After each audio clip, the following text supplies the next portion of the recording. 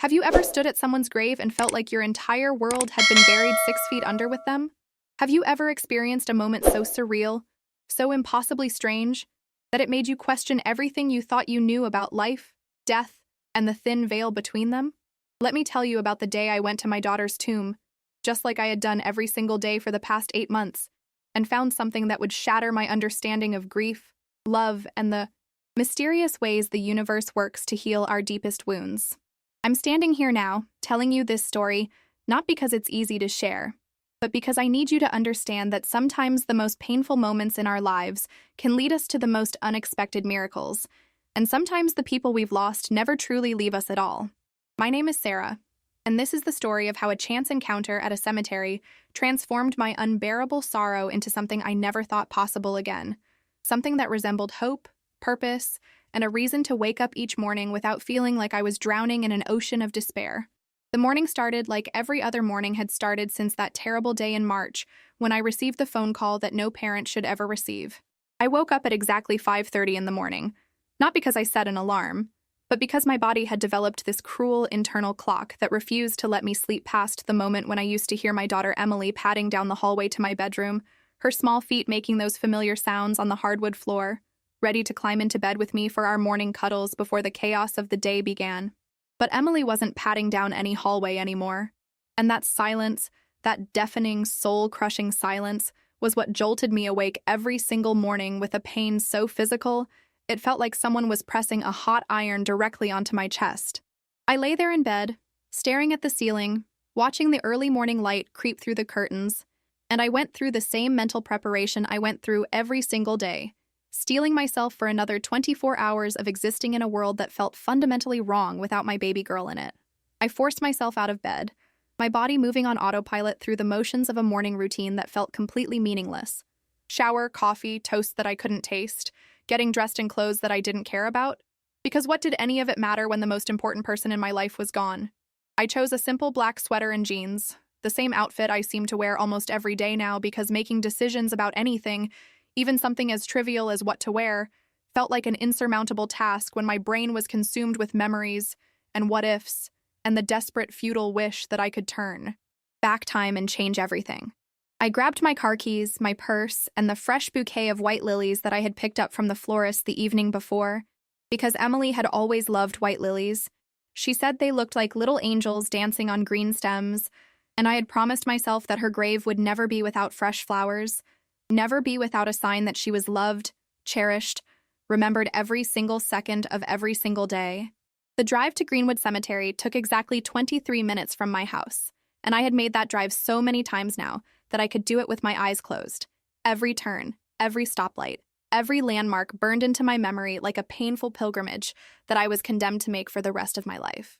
The cemetery gates were always open by the time I arrived, and I drove slowly down the winding paths, past rows and rows of headstones marking the lives of people who had lived and loved and eventually left this world, each stone representing someone's heartbreak, someone's unbearable loss. Emily's plot was in the newer section of the cemetery, under a beautiful oak tree that provided shade in the summer, and I had chosen that spot specifically because she used to love climbing trees. She was such a fearless, adventurous little soul who approached life with a joy and enthusiasm that I had never seen in anyone else, child or adult. As I approached her grave that morning, something felt different, and I couldn't quite put my finger on what it was at first. The air felt heavier somehow, charged with an energy that made the hair on the back of my neck stand up, and I slowed my steps, my heart beginning to pound in my chest with an anxiety that I couldn't explain. And then I saw them, and my entire body froze in place, my breath catching in my throat, because there, kneeling beside Emily's headstone, was a man I had never seen before, and beside him, standing so small and fragile in a faded pink dress, was a little girl who couldn't have been more than 5 or 6 years old. The man was weeping, his shoulders shaking with the kind of grief that I recognized all too well because I had felt it myself 1,000 times, that raw, uncontrollable sorrow that comes from the deepest part of your soul. His clothes were worn and shabby, his shoes had holes in them, and everything about his appearance spoke of a life lived in poverty, of struggles and hardships that had left their mark on every aspect of his existence. But it was the little girl who captured my attention completely, who made my heart stop beating for what felt like an eternity. She was standing there so quietly, her small hand resting on the man's shoulder in a gesture of comfort that seemed far too mature for someone so young. And as I stood there watching them, unable to move or speak or even breathe properly, she slowly turned her head and looked directly at me. And in that moment, when her eyes met mine, I felt like I had been struck by lightning, like every nerve ending in my body had suddenly come alive with an electric shock that coursed through my veins and made my knees go weak. Because those eyes, those beautiful, haunting, impossibly familiar eyes, were the exact same shade of green as Emily's eyes, that unique color that reminded me of emeralds in sunlight, of spring leaves after rain, of every beautiful thing in nature that took my breath away. They had the same shape, the same expression, the same way of looking at you like they could see straight into your soul and understand things that a child that age shouldn't be able to understand. I must have made some kind of sound, some involuntary gasp or cry, because the man turned around sharply, his tear-streaked face showing alarm and what looked like shame, as if he had been caught doing something he shouldn't be doing. He scrambled to his feet, wiping his face with the back of his dirty hand, and I could see him preparing to apologize, to gather the little girl and leave, probably thinking that I was going to be angry or upset that strangers were at my daughter's grave. But I couldn't speak. I couldn't form words, because I was still staring at that little girl, at those eyes that were so achingly familiar that it felt like someone had reached into my chest and was squeezing my heart with an iron fist. Have you ever experienced a moment where reality seems to shift and tilt on its axis, where everything you thought you knew suddenly becomes uncertain, where the impossible seems to dance right in front of your eyes, daring you to believe in it? That's exactly what I felt in that moment, standing there in the cemetery with the morning sun warming my back, staring at a child who couldn't possibly be connected to me but whose eyes told a completely different story. "I'm so sorry," the man finally managed to say, his voice rough and broken, thick with emotion and what sounded like genuine fear that he had somehow offended me or violated something sacred. "We didn't mean to intrude. We'll leave right away. Please forgive us." He reached for the little girl's hand, trying to pull her away, but she didn't move. She just kept standing there, staring at me with those green eyes that seemed to glow in the morning light, and I could see something in her expression, some kind of recognition or understanding that made absolutely no sense but felt undeniably real. I finally found my voice, though it came out as barely more than a whisper, rough and strained from the shock and confusion that was overwhelming my system. "Wait," I said, holding up one hand in a gesture that was both a plea and a command. "Please don't go. I need to understand what's happening here. Why are you at my daughter's grave? Who are you, and who is this child?" The man looked at me with an expression that was equal parts terror and desperation, like he was a cornered animal trying to decide whether to fight or flee. His hands were shaking. I could see them trembling even from where I stood several feet away, and tears were still streaming down his weathered face, cutting tracks through the dirt and grime that spoke of many days, maybe weeks, without access to proper washing facilities. "My name is David," he said finally, his voice cracking with emotion. "And this is Lily. I know this seems strange. I know you must think we're crazy or inappropriate for being here. But I promise you, we have a reason, a connection to this place that's real and true, even if it doesn't make any sense to you." I took a step closer to them, my legs feeling weak and unsteady, my entire body trembling with a mixture of fear and something else, something that felt dangerously close to hope, which terrified me because hope was the most dangerous thing in the world for someone in my position, someone who had already lost everything that mattered. "Tell me," I said, my voice stronger now, more insistent. "Tell me everything because I'm looking at this child and I'm seeing something that shouldn't be possible, and I need to know what's going on before I lose my mind completely." David looked down at the little girl, at Lily, and some silent communication seemed to pass between them, some understanding that spoke of a bond deeper than I could comprehend in that moment. He took a deep, shuddering breath like he was preparing himself to dive into deep water, and then he began to speak. And what he told me in the next few minutes would begin to unravel a mystery that I didn't even know existed, a secret that had been hidden from me for years, buried just as deep as my daughter's body but somehow still alive, still breathing, still waiting to be discovered. "Your daughter, Emily," he began, and hearing him say her name sent a shiver down my spine, made tears spring to my eyes instantly because hearing someone else speak her name always did that to me, always made the loss feel fresh and immediate all over again. She was a remarkable person, the kindest soul I've ever met in my entire life. And I don't say that lightly because I've met a lot of people in my years on this earth, most of them ready to step over someone like me without a second glance.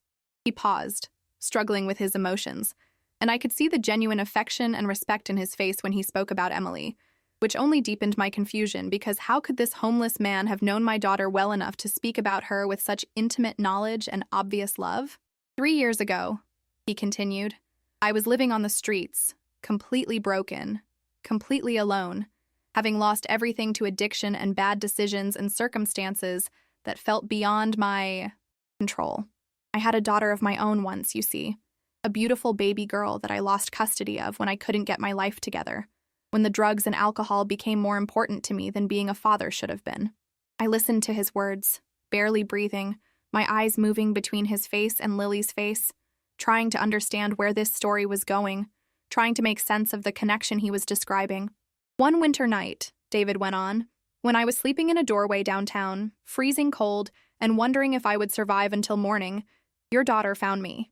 She was volunteering at a shelter, bringing supplies and hot meals to people on the streets, and she stopped right in front of me and looked at me like I was a human being, not just another piece of garbage littering the sidewalk.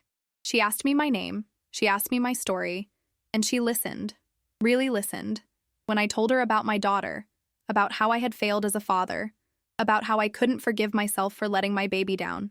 The tears were flowing freely down his face now, and I felt my own tears matching his, streaming down my cheeks as I began to understand that my daughter had lived a whole life that I knew nothing about, had touched people in ways I had never imagined, had been even more special than I had already believed her to be.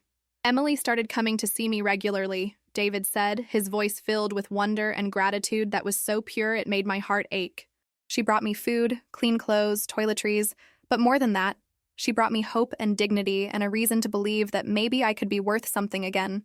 She helped me get into a treatment program. She vouched for me when no one else would. She stood by me through relapses and setbacks and moments when I wanted to give up completely. And she told me something that I'll never forget as long as I live. He looked directly into my eyes now, his gaze intense and unwavering. She said that her greatest dream was to become a mother someday, to have a child that she could love and protect and raise to be kind and compassionate, to teach her child that everyone deserves respect and dignity regardless of their circumstances, and that helping others wasn't just a nice thing to do, but was the very purpose of being human. I was sobbing now, openly and without shame, because these words sounded exactly like something Emily would have said, exactly like the values I had tried to instill in her from the time she was old enough to understand the difference between right and wrong. When I finally got clean and got my life together enough to start working again, David continued, I tried to find my daughter, the one I had lost custody of years before, and I found her, living with a foster family that had been abusing her, neglecting her, treating her like she was disposable. His hands clenched into fists at his sides, and I could see the rage and pain that memory still caused him. Emily helped me fight for custody. She connected me with lawyers who did pro bono work. She testified as a character witness for me. And when I finally got Lily back, when I finally held my daughter in my arms again after 4 years of separation, Emily was there celebrating with us, crying tears of joy like Lily was her own child. I looked at Lily again, at this small, quiet girl who was watching our conversation with those devastating green eyes, and something clicked in my brain, some piece of the puzzle falling into place even though I still didn't understand the complete picture. For the next 2 years, David said, his voice dropping to almost a whisper, Emily was like a second mother to Lily. She spent time with us every week, teaching Lily to read, taking her to the park, buying her clothes and toys with money she saved from her part-time job. She loved Lily like her own child, and Lily loved her right back. He paused, and I could see him gathering his courage for whatever he needed to say next. And then Emily got sick, and everything changed. She called me one day, about a year before she died, and she said she needed to tell me something important, something she hadn't told anyone else, not even you. My heart was racing so fast I thought it might explode right out of my chest, and I felt dizzy, unsteady on my feet, like the ground beneath me had turned to liquid. What did she tell you? I managed to ask, though the words came out choked and desperate. David's face crumpled with fresh grief, and he took another deep breath before answering. She told me that she was dying, that the cancer had come back, and this time the doctors said there was nothing more they could do, that she had maybe a year, maybe less. But that wasn't the secret she needed to share. The secret was about Lily. He looked down at the little girl, and I saw him place his hand on her head with such tenderness, such obvious love, that it made my throat constrict with emotion. Emily told me that 3 years earlier, when she was only 17, she had gotten pregnant. She said it was a relationship that ended badly, that the father wanted nothing to do with her or the baby, and that she had been terrified to tell you because she didn't want to disappoint you, didn't want to derail her future or burden you with the responsibility of helping raise a child when you were already working so hard to support both of you. The world tilted violently around me, and I actually stumbled, my legs giving out beneath me, and I would have fallen if David hadn't rushed forward and caught my arm, steadying me while I tried to process what he was saying, tried to make sense of words that seemed impossible, that couldn't be true, that would change everything I thought I knew about my daughter's life and my own grandchild. "No," I whispered, shaking my head violently. "No, that's not possible. I would have known. I would have seen. She couldn't have hidden a pregnancy from me." But even as I said the words, memories were flooding back. Little things I had dismissed or not paid attention to at the time. Emily wearing baggier clothes that year, claiming she was gaining weight and felt self-conscious. Emily spending more time away from home, saying she was studying with friends or volunteering. Emily seeming quieter, more withdrawn, dealing with what I had assumed was typical teenage moodiness, but might have been so much more. "She gave the baby up for adoption," David said gently, his voice filled with compassion for my shock and denial. "She went through an agency, found what she thought was a good family, and she tried to move on with her life, but she never forgot about that baby. She thought about her every single day, wondered if she had made the right choice, grieved for the child she had given away.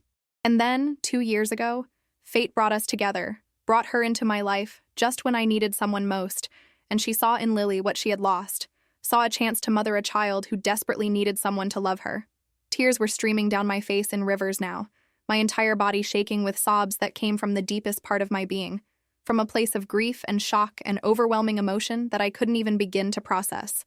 When Emily got sick," David continued, "she did something that I will be grateful for until the day I die. She arranged for a DNA test. She had to know for sure, had to confirm what her heart was already telling her. And the results showed that Lily was her biological daughter, the baby she had given up for adoption 3 years earlier, the child that had somehow found its way back into her life through circumstances that could only be described as miraculous." I sank to my knees right there on the grass beside Emily's grave, my hands pressed against the cold marble of her headstone, and I wept with an intensity that I hadn't allowed myself since the day we buried her. David knelt beside me, and I felt his hand on my shoulder. This stranger who had become so important to my daughter's life, this man who had been given the gift of knowing Emily's secret, of being trusted with her most precious truth. "She made me promise," he said softly, "that I would bring Lily here every week, that I would make sure her daughter knew where her mother was buried, that I would tell her stories about Emily when she got old enough to understand, that I would never let her forget that she came from love, real love, even if circumstances had separated them." I looked up at Lily then, really looked at her, and now that I knew the truth, I could see so much more than just the eyes. I could see Emily in the shape of her face, in the way she stood, in the slight dimple on her left cheek when she gave me a small, hesitant smile. "You're my granddaughter," I whispered, reaching out one shaking hand toward her, and she looked at David as if asking permission before stepping closer to me. "You're Emily's daughter, you're my family, you're the piece of her that's still alive and breathing and walking this earth." Lily came to stand directly in front of me, this tiny, beautiful child who carried my daughter's DNA, my daughter's legacy, my daughter's eyes. "My daddy told me that you're my grandmother," she said in a small, sweet voice that had the same musical quality that Emily's voice had always had. "He said that you lost someone very special, that you're very sad, and that we should come here to help you feel less alone." The simplicity and sincerity of her words broke something open inside me, some dam that had been holding back an ocean of grief and pain and loneliness, and I pulled her into my arms and held her tight, breathing in the scent of her hair, feeling her small heartbeat against my chest, and experiencing something I thought I would never feel again, that sense of connection, of purpose, of love that extended beyond death and loss and the cruel randomness of life.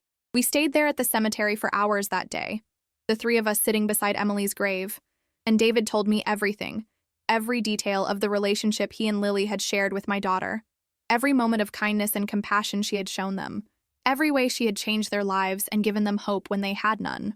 He told me about the foster family that had adopted Lily, how they had seemed perfect on paper but had turned out to be neglectful and emotionally abusive, how Emily had been the one to notice the signs and help David build a case to get his daughter back.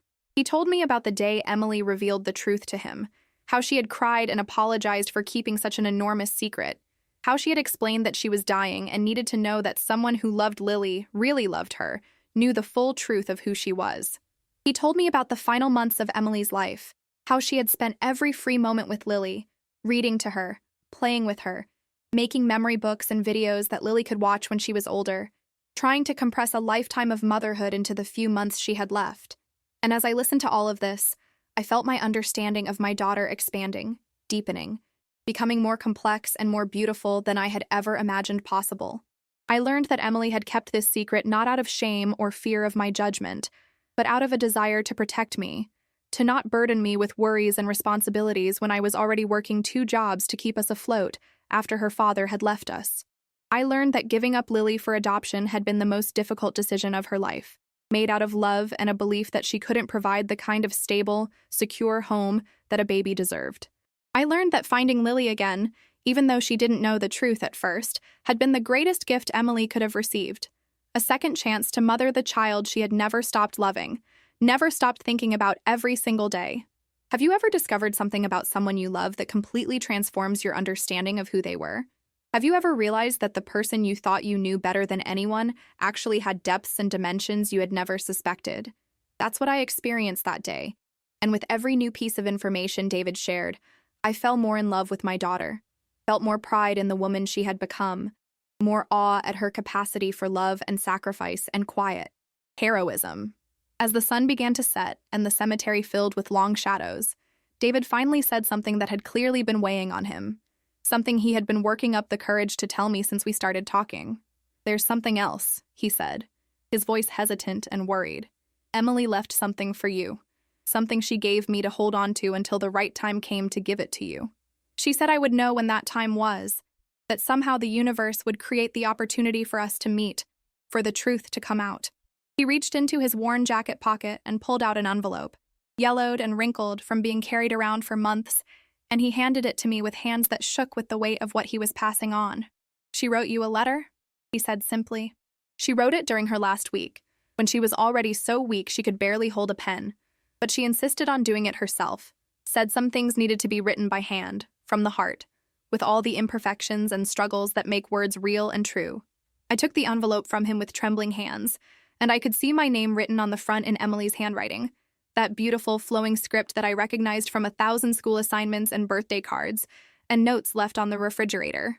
For a long moment I just held it, too afraid to open it, too overwhelmed by everything that had already happened to face whatever my daughter had wanted to say to me from beyond the grave. But then I felt Lily's small hand slip into mine, felt her squeeze my fingers with a reassurance that seemed far beyond her years, and I found the courage to tear open the envelope and unfold the pages inside. Emily's handwriting was shaky and difficult to read in places, evidence of how sick she had been when she wrote it, but every word was clear in its meaning. Every sentence dripped with love and regret and hope for my future. She started by apologizing for keeping the secret of Lily's existence from me, for robbing me of years of being a grandmother, for making a choice that she understood might hurt me deeply. But she explained her reasoning with such clarity and love that I couldn't feel angry, could only feel sad for the burden she had carried alone, for the isolation she must have felt during her pregnancy, and in the years that followed. She wrote about David and how meeting him had given her a second chance at motherhood, how helping him reclaim his daughter had felt like a redemption for her own choice to give Lily up, how discovering that Lily was actually her biological child had felt like a miracle, like the universe telling her that some bonds can never truly be broken, no matter how much time or distance separates people. She wrote about her illness and her acceptance of death, but also about her fear for me, her worry that I would be destroyed by grief, that I would lose myself in the loss of her and forget how to live, how to find joy and meaning in the world. And then she wrote the words that would change the entire trajectory of my life, that would give me a reason to keep breathing when I had been ready to just fade away into nothingness. She wrote, "Mom, I'm leaving you a gift. The most precious gift I could ever give, though you don't know about it yet and won't until David finds the right moment to tell you the truth. I'm leaving you Lily, your granddaughter, my daughter, a piece of me that will continue to live and grow, and need the kind of love that only you can give. David is a good father. He's worked so hard to rebuild his life and be worthy of his child, but he's struggling financially. He's barely able to keep a roof over their heads and food on the table. I need you to find them, Mom. I need you to be part of Lily's life, to help them, to give her the opportunities and security that I always wanted for my own child. This is my dying wish. This is the legacy I want to leave. A family united by love and loss and the understanding that we're all connected in ways that transcend the boundaries of life and death. By the time I finished reading the letter, I was crying so hard I could barely see. But I also felt something else. Something I hadn't felt since the day Emily died. I felt purpose. I felt direction. I felt like maybe there was a reason for me to wake up tomorrow and the day after that and all the days to come. I looked at David, this man who had been weeping at my daughter's grave when I arrived this morning. This man who had looked so poor and desperate and lost. And I saw him differently now.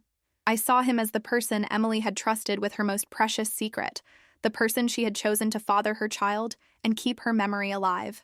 "Come home with me," I said, the words tumbling out of my mouth before I had fully thought them through, but feeling absolutely right the moment I spoke them. "Both of you, come home with me right now. You don't need to struggle anymore. You don't need to worry about where you'll sleep or how you'll eat or whether Lily has what she needs. Emily wanted this. She wanted us to be a family. And I need this too. I need both of you more than you could possibly understand." David stared at me in shock, his mouth opening and closing like he couldn't find words to respond, and I saw fresh tears spring to his eyes. But these were different tears.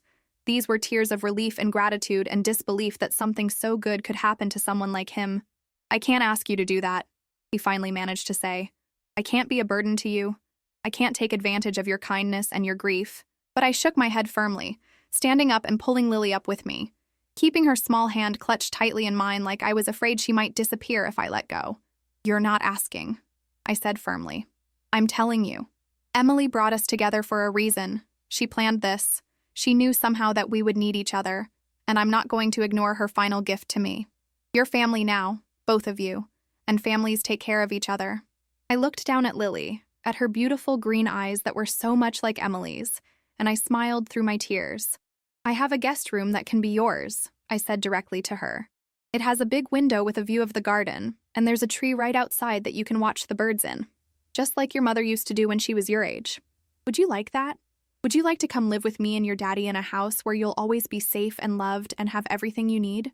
Lily looked up at David, seeking his permission, his guidance, and I saw the internal struggle playing out on his face, the pride that wanted to refuse help warring with the practical understanding that this was an opportunity he couldn't pass up, not for himself, but for his daughter, for the child that Emily had loved so much.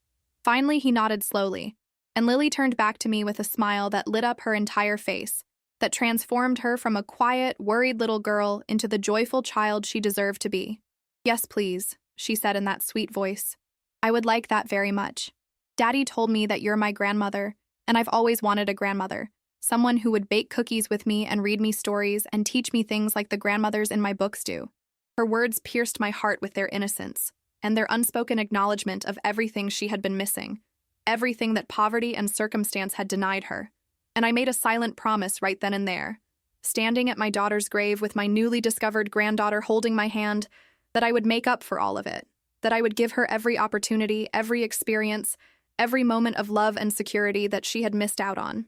We left the cemetery together as the last light of day faded into dusk, and as we walked toward the parking lot, I looked back one final time at Emily's grave, at the headstone with her name carved into it, and I swear I felt her presence there, felt her approval and her joy that her plan had worked, that her final act of love had brought together the people she cared about most in the world. The drive back to my house was quiet, with Lily falling asleep in the back seat almost immediately, exhausted from the emotional weight of the day, and David sitting in the passenger seat looking out the window with an expression of wonder on his face, like he couldn't quite believe this was really happening, that life could take such an unexpected turn toward hope and healing. When we arrived at my house, I showed them around, and I could see David taking in every detail: the comfortable furniture, the full refrigerator, the clean bathroom with hot running water, all the things that most people take for granted, but that had been luxuries beyond his reach for so long.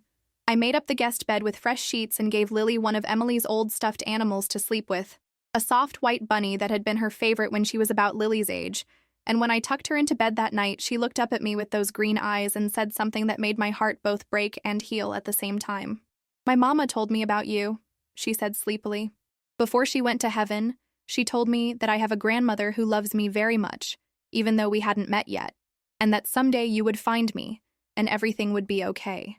She said you would keep me safe and help my daddy, and teach me about where I come from and who my mama was when she was my age." Was she right? Will everything be okay now? I smoothed her hair back from her forehead. This precious child who had been through so much in her short life, who had lost the mother she was just beginning to know and love, who had been living in poverty and uncertainty, despite having a father who loved her desperately, and I felt tears streaming down my face again. But these were different tears. These were tears of gratitude and purpose and a fierce determination to honor Emily's memory by protecting and nurturing this beautiful little girl. Yes, sweetheart, I whispered, leaning down to kiss her forehead. Your mama was absolutely right. Everything is going to be okay now. Better than okay. You're home, you're safe, you're loved, and I promise you that I will spend every day for the rest of my life making sure you know how special you are, how much your mama loved you, and how proud she would be of the amazing person you're going to become. The weeks and months that followed that extraordinary day were filled with adjustments and challenges and moments of profound healing that I never could have anticipated. David found a job at a local warehouse, good steady work that restored his dignity and gave him the ability to contribute to the household expenses, though I had told him that wasn't necessary, that Emily's life insurance policy had left me more than comfortable enough to support all of us. But I understood his need to provide, his need to prove to himself and to me that he was worthy of this second chance, that he was the man Emily had believed he could be. We enrolled Lily in a good school, and I watched her blossom like a flower that had been kept in the dark and was finally getting sunlight, her natural intelligence and curiosity emerging now that she had the security and support to focus on learning rather than surviving. I taught her to bake cookies just like she had wanted, and we spent Saturday afternoons in the kitchen covered in flour and chocolate chips, laughing and talking and building the kind of relationship that I had always imagined having with a grandchild, but had never expected to actually experience. I told Lily stories about Emily, showing her pictures and videos, reading her entries from Emily's old diaries that I had kept stored in the attic, letting her know her mother not just as a concept, but as a real person with dreams and flaws and an enormous capacity for love.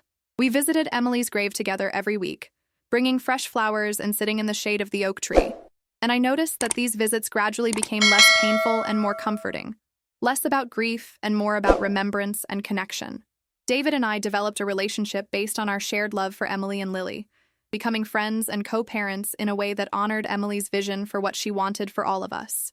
He never took advantage of the situation, never became entitled or lazy, and I watched him grow in confidence and self-worth as he realized that people actually believed in him, that he had value beyond his past mistakes. There were difficult moments, too. Times when Lily had nightmares about losing another mother figure. Times when she acted out in ways that spoke to her abandonment issues and her trauma. Times when David struggled with feelings of inadequacy or fear, that somehow this would all be taken away from him. But we worked through these challenges together, as a family, seeking help from therapists and support groups when we needed it, being patient with each other's healing processes, understanding that recovery from loss and trauma isn't linear but messy and complicated and filled with setbacks and breakthroughs. And through it all, I felt Emily's presence guiding us, felt her love surrounding us like a protective shield, felt grateful beyond words that her final act had been to bring together the people who needed each other most, to create something beautiful and life-affirming out of the ashes of grief and loss. On the first anniversary of Emily's death, the three of us went to the cemetery together.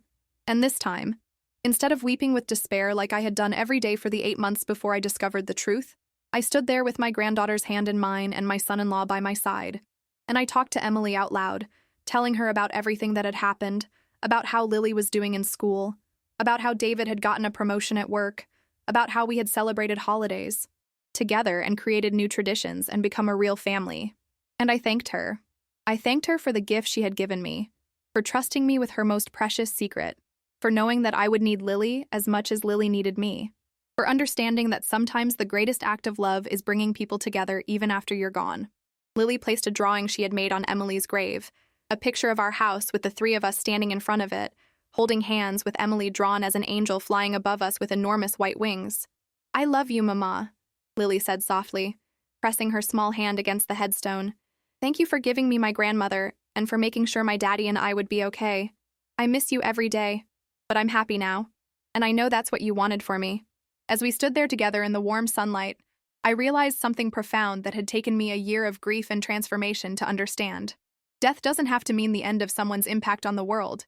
It doesn't have to mean that their love stops flowing or their presence stops being felt. Emily had died, yes. Her body was buried in the ground beneath my feet, but she was still actively shaping our lives, still bringing us together, still loving us through the connections she had created and the legacy she had left behind. Her DNA lived on in Lily. Her values and compassion lived on in the way David had transformed his life. Her love lived on in the family she had built from broken pieces and impossible circumstances.